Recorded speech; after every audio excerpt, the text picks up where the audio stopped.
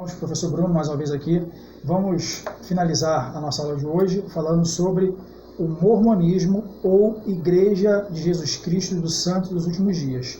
Nosso módulo do IBADERJ, tá? E vamos página 66 até a página 68, ok, meus irmãos?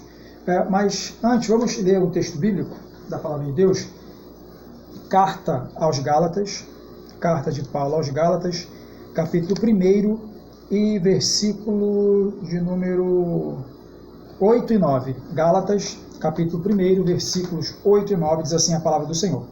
Mas, ainda que nós mesmos, ou um anjo do céu, vos anuncie outro evangelho, além do que vos tenho anunciado, seja anátema.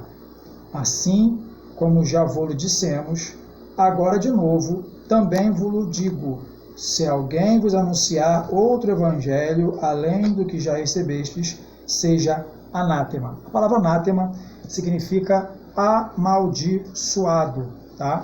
Então, aqueles que distorcem o evangelho, biblicamente são amaldiçoados. Então aqui, vamos utilizar, mais uma vez, o Raimundo de Oliveira, para um breve histórico da Igreja de Jesus Cristo dos Santos dos Últimos Dias, conhecido também como Mormons ou Mormonismo. Aqui nós temos uma foto do Joseph Smith, fundador dos Mormons. Raimundo de Oliveira diz assim, na página 101 e 102 do seu livro Histórico da Seita. A história do movimento tem início com a pessoa de Joseph Smith, nascida em 23 de dezembro de 1805, no condado de Windsor, estado de Vermont, nos Estados Unidos da América. Joseph Smith tinha mais ou menos 10 anos de idade quando, com seus pais, mudou-se para Palmyra, no condado de Ontário, hoje Wayne, no estado de Nova York. 4 anos após, mudou-se novamente para Manchester, também no condado de Ontário. Foi criado na ignorância, pobreza e superstição. Ainda moço, decepcionou-se com as igrejas que conhecera. Foi nesse tempo que diz ter recebido sua primeira visão, segundo a qual apareceram-lhe o pai e o filho, denunciando a falsidade de todas as igrejas com as seguintes palavras: eles se chegam a mim com os lábios, mas seus corações estão longe de mim. Eles ensinam o mandamento dos homens como doutrina, tendo aparência de santidade, mas negando o seu poder. Está registrado no livro Testemunho do Profeta Joseph Smith, na página 4. Prossegue Raimundo de Oliveira.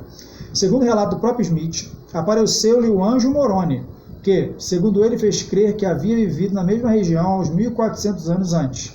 Ainda conforme o relato de Smith, Mormon, o pai de Moroni, um profeta, havia gravado a história do seu povo em placas de ouro, que quando estava a ponto de ser exterminado por seus inimigos, Moroni teria enterrado essas placas ao pé do monte, próximo ao local onde é Palmyra. Nessa visão, Moroni teria indicado a Joseph Smith o lugar onde as placas teriam sido escondidas e lhe emprestou umas pedras especiais, parecidas como lentes, chamadas Urim-Tumim, com as quais Joseph Smith poderia decifrar e traduzir essas placas. Depois de devolver as placas e lentes a Moroni, uma vez traduzida, a obra foi publicada pela primeira vez em 1829, recebendo o nome de Livro de Mormon, que é o texto sagrado dos Mormons. Bem, meus irmãos, podemos ver que a origem é parecida, né? Um líder carismático, tá? Alguém que teve passagem pelo movimento protestante, né? Joseph Smith, segundo o Raimundo de Oliveira, ele se decepcionou com a maior parte das igrejas que conheceram, tá? Uma suposta revelação adicional, além do texto sagrado, fora do texto sagrado, que contraria o texto sagrado, e um tanto de superstição e ignorância. Então, o histórico de Joseph Smith é de uma pessoa ignorante, que não tinha conhecimento do texto bíblico. O histórico de Joseph Smith é uma história de superstição, pessoas que acreditavam em mitologia, em lendas, em fábulas. E o histórico dele é um histórico de pobreza e de decepção com as igrejas protestantes históricas, metodistas, batistas, presbiterianas, congregacionais, nos Estados Unidos. E a base do mormonismo está praticamente em cima do seu fundador, Joseph Smith, e sobre a visão que ele teve de uma nova revelação. Ou seja, ele alegou que um anjo apareceu para ele, lhe revelando o livro sagrado, que mais tarde foi conhecido como Livro de Mórmon. Eu não tenho esse livro ainda, estou procurando adquirir para poder ter como fonte de pesquisa, e é o texto sagrado deles, ou seja, eles não creem que a Bíblia seja o texto sagrado. Eles acreditam que a Bíblia foi corrompida ao longo dos anos, pelas traduções, pelos homens, eles teriam corrompido a Bíblia, inserido textos que não existem. É a visão de Joseph Smith. Aqui, irmãos, nós temos aqui no nosso módulo, na página de número 66, na página 66, algumas informações interessantes. Por exemplo, com 18 anos teve outra visão. Segundo o relato Smith, apareceu anjo moroni, que, segundo fez crer, havia vivido naquela região 1400 anos antes. Tá? Ainda conforme o relato de Smith, o pai de Moroni, um profeta, havia gravado a história de seu povo em placas de ouro. Perceba que a história que o Smith conta é uma história mitológica. Bom, o texto sagrado, Jesus disse aos saduceus em resposta sobre a ressurreição dos mortos, que no céu não se casa nem se dá em casamento, seremos como os anjos. Ou seja, Jesus, debatendo teologicamente com os especialistas da sua época, os saduceus, ele disse que os anjos são seres assexuados, não tem macho nem fêmea, não tem gênero. Anjo não tem gênero, anjo é um espírito, tá? É um espírito que não tem matéria, não tem carne, não tem osso. Ora, o Joseph Smith alega que, na visão, o anjo lhe disse que o seu pai havia escrito o texto sagrado deles em placa de ouro. Ora, o pai dos anjos, como assim? Um ser humano dá origem a um anjo? Então você vê que a origem dos Mormons, tá, está dentro de um ambiente mitológico, dentro de um ambiente lendário, dentro de um ambiente supersticioso da mente do seu líder, do Joseph Smith. Aqui na página 67 do nosso módulo, nós temos aqui o seguinte, que Joseph Smith foi preso, acusado de imoralidade e falsificação, e que na data de 27 de junho de 1844, uma multidão enfurecida invadiu a prisão na cidade de Nauvoo, onde Smith estava preso. Ele e seu irmão Hiram foram fuzilados por 4 homens. Então você vê que o Joseph Smith estava envolvido em controvérsias, estava envolvido em questões judiciais, né? Foi acusado, foi preso por falsificação e imoralidade. Então você vê que muitos de líderes de seitas, de movimentos sectários, estão com a sua vida envolvida em imoralidade, envolvida em escândalos, seja financeiros, sejam sexuais, sejam morais. Eles estão sempre com problemas. Isso é algo que parece que é básico dos grandes líderes de movimentos sectários, sempre envolvido em questões nebulosas, sempre envolvidos em escândalos, sempre acusados judicialmente de algum crime. Então vemos que isso aí já é alguma coisa que parece que é comum nos líderes de seitas religiosas, além de serem pessoas carismáticas, pessoas que alegam ter tido uma nova revelação, são pessoas que geralmente estão envolvidas com escândalos, tá? E aqui, na página 67, o autor diz aqui que o mormonismo é um sistema complexo, tá? E vamos separar os principais ensinos dos mormons. Primeiro, o livro de Mórmon, tá? Que é a cópia, seria a cópia e a tradução das placas de ouro que o anjo mostrou para Joseph Smith, onde estavam, escrita pelo pai do anjo, supostamente. Após a tradução que ele havia feito dessas placas, ele escreve o livro de Mórmon. Na capa do livro de Mórmon, quando você abre um livro de Mórmon, está escrito lá na capa assim: o outro testamento de Jesus Cristo. Bom, Paulo, em Gálatas capítulo 6, versículos 8 e 9, diz que se alguém, seja um apóstolo ou mesmo um anjo, descesse do céu e mostrasse outro evangelho, seja considerado anátema, seja considerado maldito. Parece que a profecia de Paulo se cumpre literalmente sobre o escrito do livro dos Mormons. Eles mesmos colocam na capa do seu livro o outro testamento de Jesus, ou seja, é um outro livro, tá? Então, primeiro ensino que os Mormons, os principais ensinos que eles têm, é o seguinte: que Deus seria composto de carne e osso. Para os Mormons, creem que Deus é um homem. Eles têm uma frase que dizem: como Deus é, o homem um dia será. Como o homem é, Deus um dia foi. Ou seja, eles acreditam que há uma evolução. É algo parecido com o que há no budismo, em que, através da meditação, o ser humano consegue alcançar um estado de perfeição, chamado nirvana. E quando no budismo se alcança esse estado, esse ser humano se torna o que eles chamam de iluminado. Tradução Buda, tá? Que é o iluminado. Então, parece que a crença mórmon tem esse pensamento, essa ideia de que pode haver uma evolução espiritual. Alguém de carne e osso, por seus próprios méritos, pelo seu próprio esforço, conseguirá evoluir espiritualmente até se tornar uma divindade. Esse ensinamento do livro dos Mórmons nada mais é de que algo mais simples da teoria budista do nirvana e da evolução espiritual até se tornar um iluminado. Tá? Então vemos aqui que existem semelhanças nessas crenças. Bom, o texto sagrado da nossa Bíblia, ele vai dizer em Números 23:19 que Deus não é homem para que minta, nem filho do homem para que se arrependa. Deus não é composto de carne e osso. Então esse ensino mórmon de que Deus é um homem de carne e osso, que a primeira forma dele foi essa, e ele evoluiu até esse estado de divindade atual, é algo que vai contra o texto sagrado. Na página 68 da nossa apostila, nós temos lá no primeiro parágrafo que os mórmons ensinam que Jesus foi o primeiro espírito criado por Deus, gerado na terra como nós.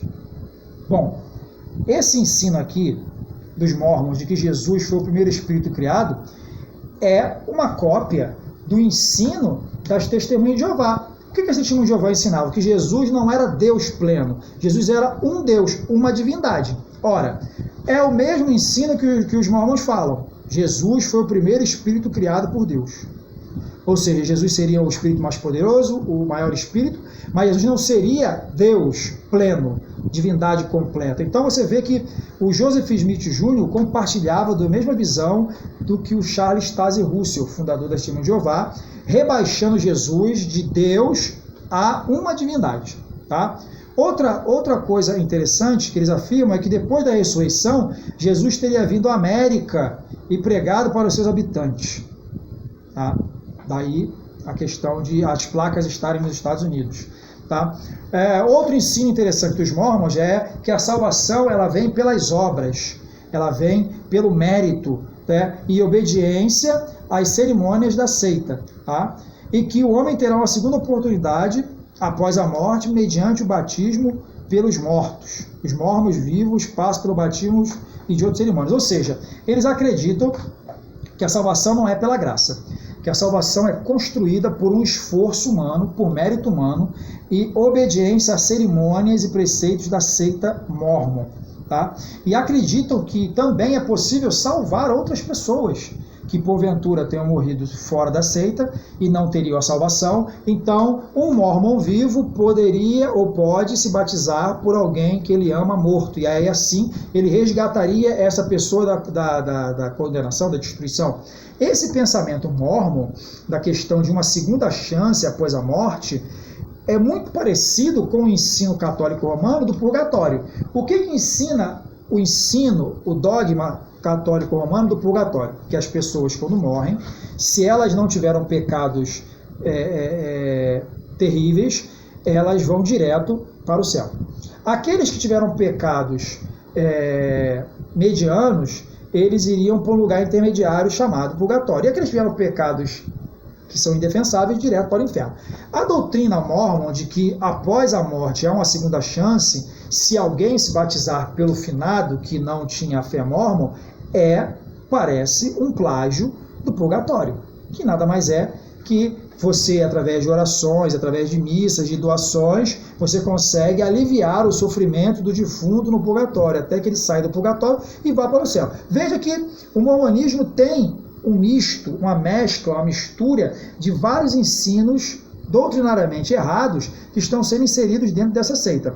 Outro ensino aqui é sobre a pessoa do Espírito Santo. Assim como as testemunhas de Jeová, os mórmons afirmam que o Espírito Santo ele é uma forma de Deus se apresentar, ou seja, de que Deus é um e ele se apresenta de vez em quando como Pai, de vez em quando como Filho e de vez em quando como Espírito Santo. Isso é a heresia chamada de modalismo.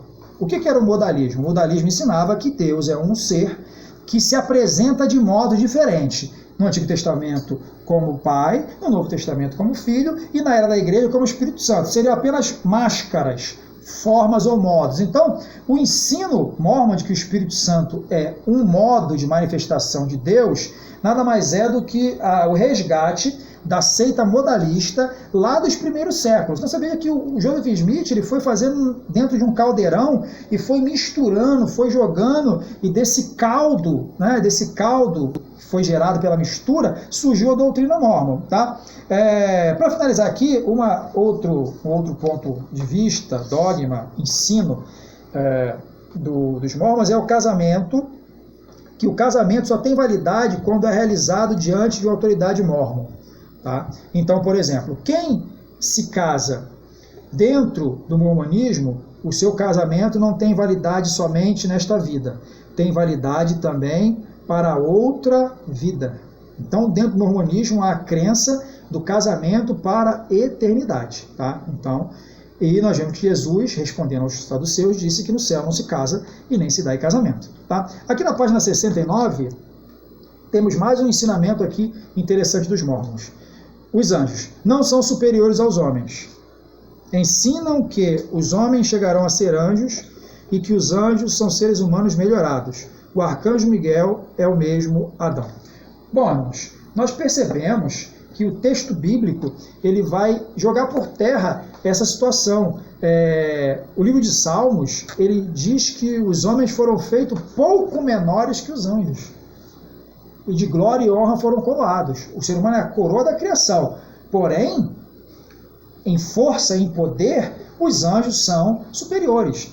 E alegar que o arcanjo Miguel seria Adão, parece mais mitologia. Ou seja, o mormonismo, ou a Igreja de Jesus Cristo dos Santos dos Últimos Dias, na figura do seu fundador Joseph Smith, é um movimento, diria eu, nem pseudo-cristão.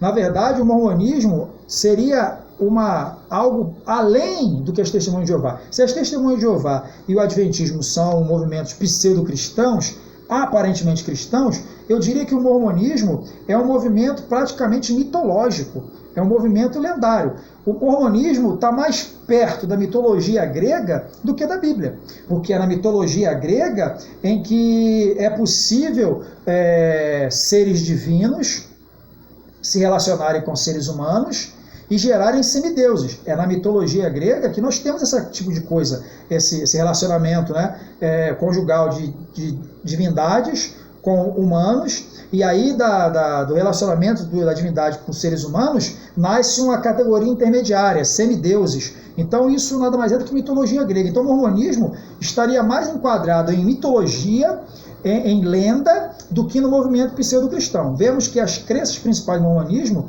são facilmente refutadas pela simples leitura do texto sagrado. Espero que vocês tenham gostado desta aula. Que Deus vos abençoe, você, sua casa, sua família, seu ministério, em nome de Jesus.